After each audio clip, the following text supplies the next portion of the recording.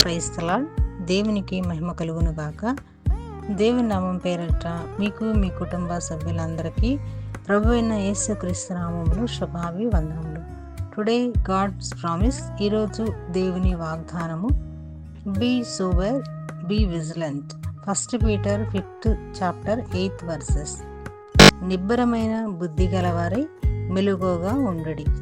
1 పేతురు పత్రిక 5వ అధ్యాయము 8వ వచనము.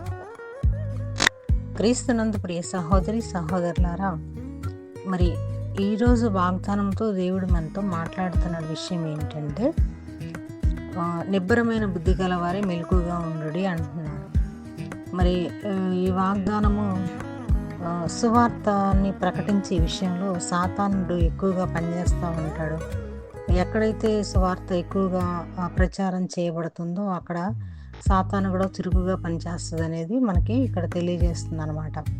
మరి అనేక రకాల అబద్ధపు సిద్ధాంతాలు, మరి మా క్రైస్తవ వ్యతిరేక శక్తులను రెచ్చగొట్టడం అనేవి చాలా విషయాల్లో, చాలా సందర్భాల్లో మనము చూస్తూ ఉంటాము. అలాగే మరి పౌలు గారు ఎఫెసీలో చేసిన 3 నెలల సేవను గురించి దేవుడు ఎంతగానో దీవించి అనేక ఆత్మలను రక్షించడం ద్వారా అతన్ని గౌరవిస్తారంట. తర్వాత మరి సువార్త ప్రకటించబడుతున్నప్పుడు సాతాను కూడా బాగా పనిచేస్తుంది. ఆ ప్రాంతంలో కూడా కలుపు మొక్కల్లాగా కొంతమంది మరి విశ్వసించని వారి హృదయాలను కఠినపరచబడి మరి వారి సువార్తకు వ్యతిరేకంగా మాట్లాడడం కూడా జరుగుతుంది అనమాట.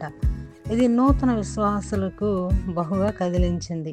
దేవుని వాక్యాన్ని హృదయంలోకి తీసుకొని వాక్యానుసారంగా వాళ్ళు ఎప్పుడైతే సిద్ధపడి మరి దేవుని విశ్వసిస్తారో వాళ్ళ హృదయాలకి మంచిగా అనిపిస్తుంది అనమాట. దేవుడు ఉన్నాడు, చేశాడు గొప్ప కార్యం అనేది మారు మనసు అనేది వారికి కలుగుతుంది అనమాట.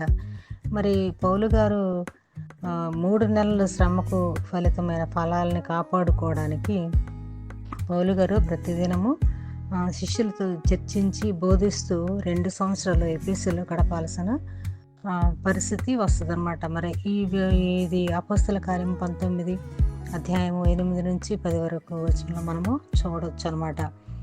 మరి అలాగే కోత సమయంలో పురుగుల ఆక్రమణ కూడా చాలా ఉంటుంది. మరి కోతంత విస్తారంగా ఉంది, కోసేటి వారు కొదువుగా ఉన్నారని వాక్యం సెలవిస్తుంది కదా.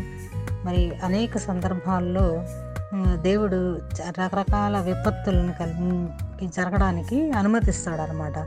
ఎందుకంటే మనం అనే గర్వాన్ని తగ్గించడానికి, మరి లేనిదని గొప్పగా మనం చెప్పుకోకుండా తప్పించుకోవడానికి ఈ విధమైన వాటిని రప్పిస్తాడు అనమాట.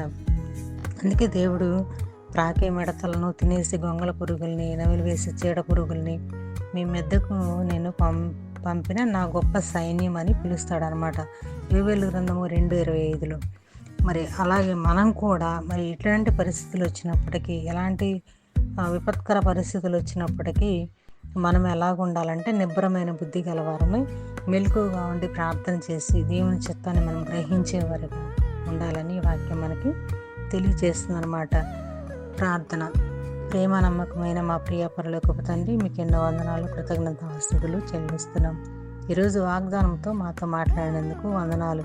ఎలాంటి పరిస్థితులు వచ్చినప్పటికీ మేము కూడా మరి సువార్త ప్రకటించే విషయంలోనే, మా విశ్వాసాన్ని కాపాడుకునే విషయంలో కానివ్వండి, నీ యందు నమ్మకం ఉంచే విషయంలో కానివ్వండి, నిబ్బరమైన వారమై బుద్ధి గలవారమై మెలకుగా ఉండడానికి మరి ఈ వాగ్దానం వింటున్న ప్రతి ఒక్కరి జీవితంలో నెరవేర్పు కలిగించమని యేసుక్రీస్తు నామములో అడిగి వేడుకొని పొందుకొని ఉన్నాము తండ్రి.